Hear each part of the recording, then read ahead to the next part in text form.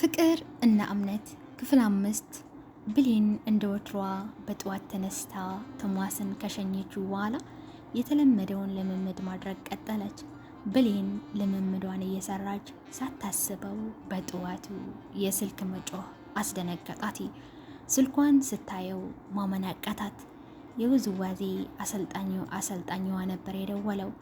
ብሌን ግራ በተጋባ ስሜት ስልኩን አንስታ ሄለው አለችው በሚያምር ድምፅ።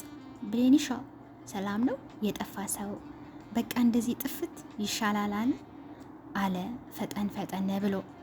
እራለው ዩኒ ሰላም ነው አለችው።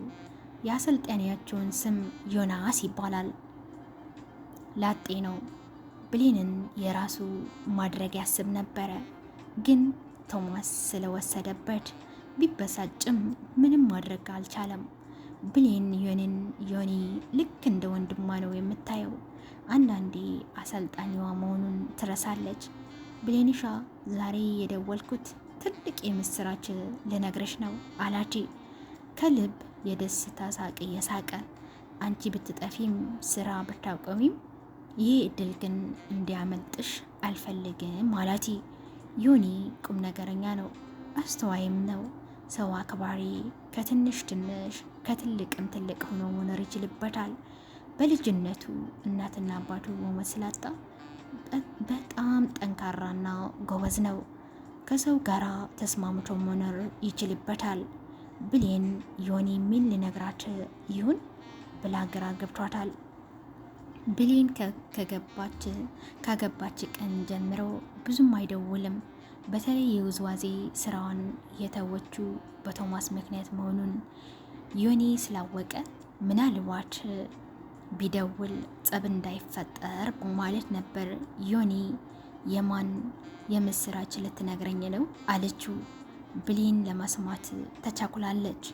ዮኒ ለብሌን የምስራቹን ሊነግራት ሲል የነ ብሌን የሳሎን በር ተንኳኳ። ብሌን ዮኒዬ ቆይ መልሽ እደውላለሁ ብላ ስልኩን ዘግታ በሩን ከፈተችው። ቶማስ ነበር።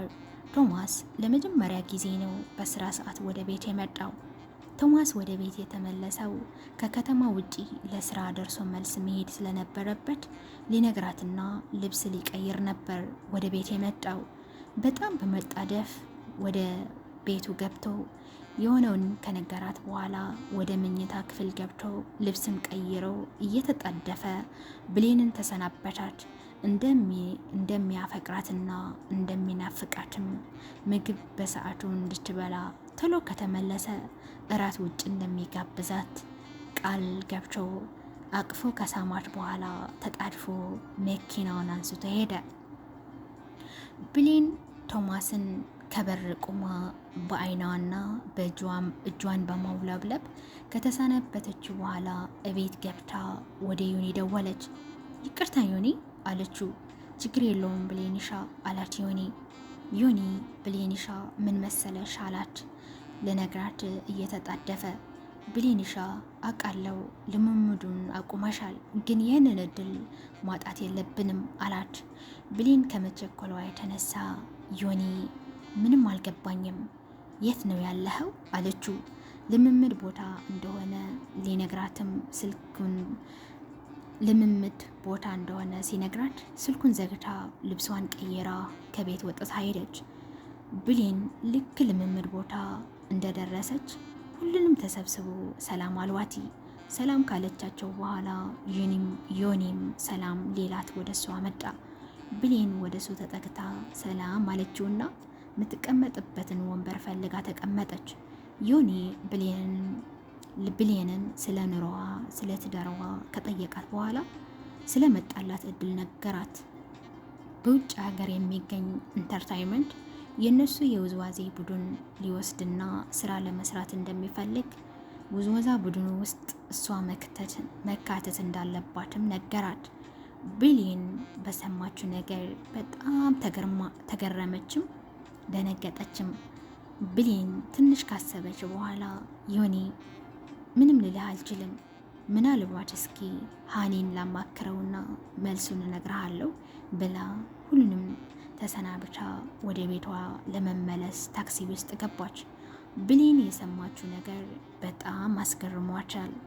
ለብዙ ጊዜያት ስትናፍቀውና ስታስበው የነበረው እድል ዛሬ ላይ መገኘቱ በጣም አሳዝኗታል።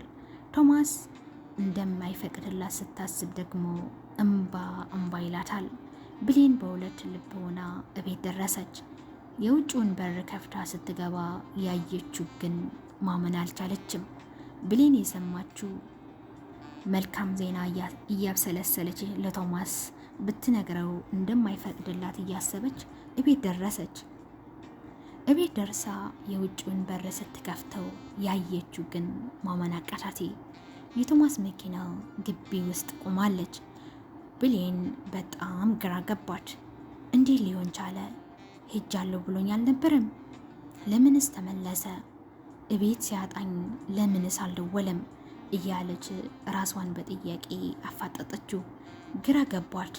ወደ ቤት ቀስ ብላ ምን እንደምትል እያሰበች ወደ በሩ ተጠጋች።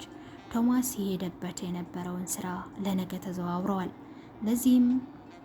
ስለዚህ ዛሬን እረፍት አድርግና ነገ በጠዋቱ ተነስተህ እንሄዳለን ሲባል ጊዜ የሆነ ሀሳብ ድቅን ሲልበት ወደ ቤቱ ተመለሰ። ነገር ግን ብሌን እቤት አላገኛትም ነበረ። ስልኩን ባትሪ ዘግቶበት ስለነበረ እቤት ገብቶ ስልኩ ቻርጅ ላይ እያደረገ ሶፋ ላይ ገደም ብሎ ነበር። ብሌን ቀስ ብላ የሳሎኑን በር ከፈተችው። ፊት ለፊቷ ሶፋ ላይ ቶማስን አየችው። ሃኒ አለችው በፍርሃት ድምፅ። ቶማስ ሲያያት ፊቷ ላይ የሚታየው ፍርሃት ተመለከተ። ከድምጿም ተረዳ።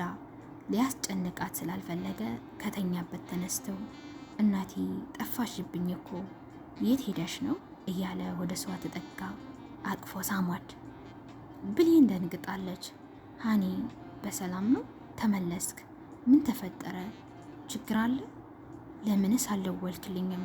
እያለች የፍቅር አይን እያየችው ጥያቄዋን አዘነበችው። ቶማስ ለነገ እንደተባለ የተመለሰውም እሷና እሱ አስቀድሞ ሄደው ዛሬ እንዲዝናኑና ነገ ከስራ መልስም ትንሽ ተዘናንተው እንዲመለሱ ፈልጎ ነበረ። ቶሎ ወደ ቤቱ የተመለሰው ሲያጣት ያልደወለላት ስልኩ ባትሪ ስላልነበረው እንደሆነ ነገራቲ። ቶማስ ለስራ የሚሄደው ውቧና ማራኪ ወደ ሆነች ወደ ሐዋሳ ከተማ ነበረ። ብሌንን ይዞ ሄዶ ዘና ማለት ይፈልግም ስለነበረ ይህንን አጋጣሚ በሰበብ መጠቀም ስለፈለገ ነበር ወደ ቤቱ በቶሎ የተመለሰው። ብሌን ለስራ ከአንዴም ሁለቴ ሐዋሳ ሄዳ ታውቃለች። ለማዝናናት ዞር ብሎ ለማየት ግን እድል አልነበራትም። ሄዳ ብትዝናና ግን ደስ ይላታል። የቶማስ ሀሳብን ደግፈዋለች። ቢያንስ ለ2 ቀን ዘና ልናለን፣ ከቻልኩም ስለመጣው እድል እነግረዋለሁ ብላ አሰበች። ሃኒ ታዲያ ለምን አንሄድም አለችው። እርግጠኛ ነሽ? እንሂድ አላት ቶማስ ደስ እያለው። አሁን እንሂድ፣ ምን እንሰራለን አለችው። ብሌን ሁለቱንም ተጣድፎ መቀያየራ ልብስ ይዘው ጉዛቸውን ወደ ውብ ዋና ምርጥ ከተማ ሐዋሳ አደረጉ። ብሌን ድሮ ለስራ ስትሄድ ባዛር ሲኖር በሚኒባስ ብዙ ሆነው ስለሚሄዱ አብዛኛው መንገድ በእንቅልፍ ነበር የምታሳልፈው። ዛሬ ግን በባሏ መኪና የምትፈልገውን ዘፈን እየሰማች እየሳቀች እየተደሰተች መንገዳቸውን ቀጥለዋል። መንገድ ላይ ያማራትን ነገር ካየች ቁመው ከፈለጉ ገዝተው ካልፈለጉ አይተው በቃ በደስታ ጊዜያቸውን ቀጥለዋል። ምግብ ከአዲስ አበባ ሳይወጡ ስለበሉ አልረባቸውም።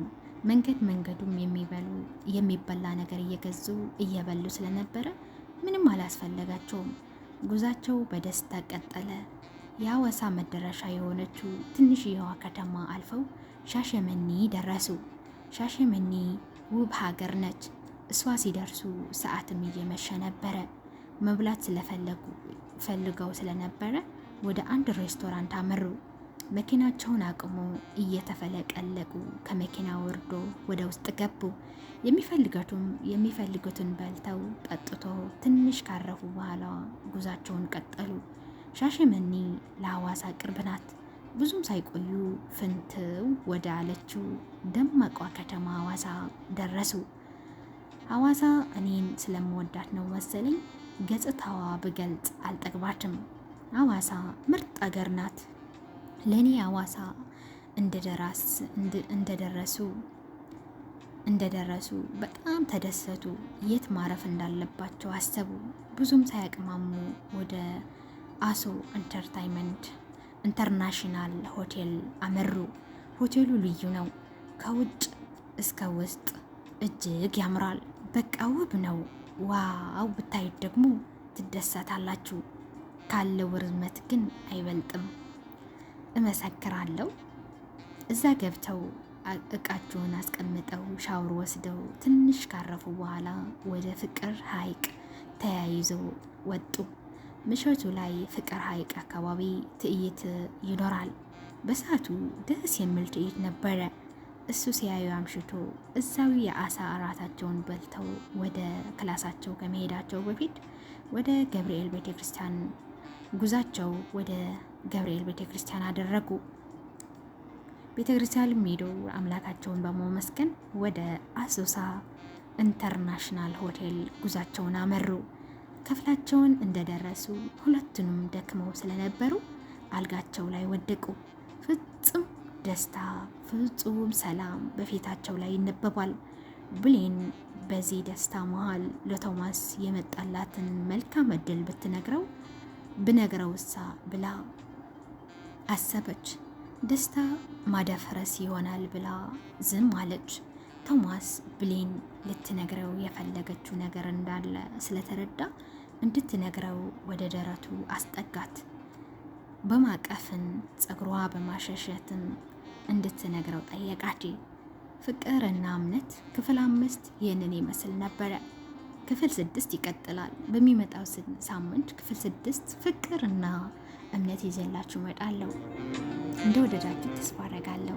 ከወደዳችሁት ሼር፣ ሳብስክራይብ፣ ኮሜንት በማድረግ አበረታቱ። ለቤቱ አዲስ ከሆናችሁ ደግሞ ለቻናሌ አዲስ ከሆናችሁ ሰብስክራይብ በማድረግ ቤተሰብ እንድትሆኑ በትህትና የምንጠይቃችሁ። ሰላም ለሰው ዘር፣ ሰላም ለሀገራችን ብያለንበት ሰላማችን ይብዛ። ባይ ባይ። እወዳችኋለሁ።